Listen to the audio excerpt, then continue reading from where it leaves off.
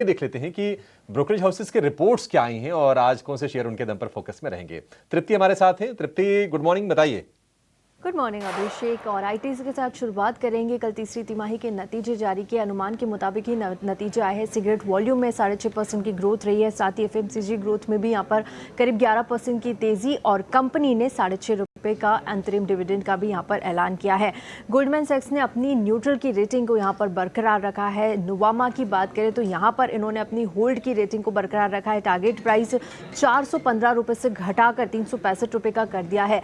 साथ ही Morgan Stanley की यहाँ पर बात करें तो इक्वल वेट की रेटिंग है। टारगेट प्राइस 366 रुपये का यहाँ पर मॉर्गन स्टैनली ने आईटीसी के लिए दिया है।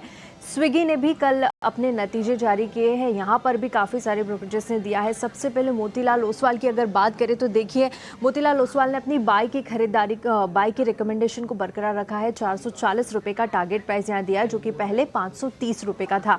साथ ही मॉर्गन स्टैनली की बात करें, इक्वल वेट की रेटिंग बरकरार है। टारगेट प्राइस घटाया है, 375 रुपये का कर दिया है, जो कि पहले दिया था 414 रुपये का। अदानी पावर पर भी मॉर्गन स्टैनली ने अपनी राय रखी है। ओवरवेट की रेटिंग को बरकरार रखा है। लक्ष्य 185 रुपये का यहाँ पर दिया है। तीसरी तिमाही में कंपनी का प्रदर्शन अनुमान के मुताबिक रहा। साथ ही मर्चेंट और शॉर्ट टर्म वॉल्यूम में 8% की गिरावट यहाँ पर दर्ज हुई है। साथ ही FY26 से 29 के लिए बड़े कैपेसिटी एडिशन की कंपनी की योजना है, और कंपनी को अब तक 3200 मेगावाट के बड़े ऑर्डर्स यहाँ पर मिले हैं।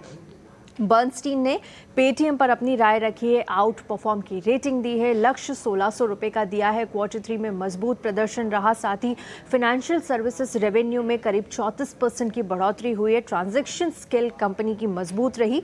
सर्विसेज रेवेन्यू 20% से ज़्यादा बढ़ा है, और ज़्यादा डिवाइस इंस्टॉलेशन से 23% की GMV ग्रोथ यहाँ पर आती हुई नजर आई। ट्रांजैक्टिंग यूजर्स की बात करें तो यहाँ पर भी 60 लाख की बढ़ोतरी दर्ज हुई है। अंत में बात करेंगे मोतीलाल ओसवाल की। वेदांता पर इन्होंने अपनी न्यूट्रल की रेटिंग को बरकरार रखा है। लक्ष्य बढ़ा दिया है, 670 रुपये से बढ़ाकर 810 रुपये का यहाँ पर लक्ष्य दिया है। बेहतर वॉल्यूम और LME की कीमतों से यहाँ पर नतीजों को सपोर्ट मिला है। साथ ही FY26 के रेवेन्यू और मुनाफे में बढ़ोतरी की है। 4% का रेवेन्यू अनुमान बढ़ाया है, वहीं 22% का मुनाफे का अनुमान यहाँ पर बढ़ा दिया है। FY26 और 28 के एबिडा अनुमान में भी 5% तक की यहाँ पर बढ़ोतरी की गई है। जी ठीक है तृप्ति, बहुत शुक्रिया ये सारी की सारी चीजें बताने के लिए। तो रिपोर्ट्स कई सारी हैं और पेटीएम को लेकर बर्नस्टीन है बुलिश। तो पेटीएम से ही चर्चा की शुरुआत कर लेते हैं, क्योंकि क्वार्टर ऑन क्वार्टर बेसिस पर अगर हम देखेंगे तो प्रॉफिट में तो 971% का उछाल है पेटीएम के। लेकिन हाँ, ईयर ऑन ईयर बेसिस पर जो बढ़ोतरी है वो थोड़ी सी आपको हो सकता है कि कम नजर आए। लेकिन पेटीएम, इसको लेकर राय आपसे चाहिए रचित भाई, क्योंकि पिछले 2-3 महीने में हमने 4-5 बार ऐसा देखा है कि शेयर ये 1300 से 1400 के रेंज में तो गया है, लेकिन वहां